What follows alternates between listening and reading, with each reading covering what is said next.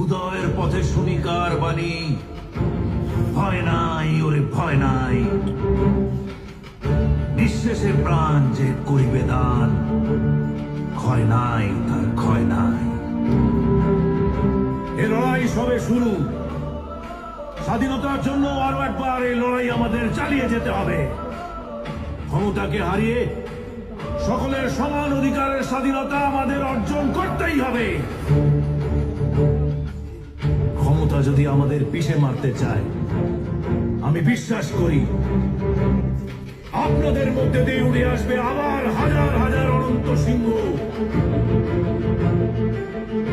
যাদের কেউ বলবে বিপ্লবী, কেউ বলবে ডাকাত।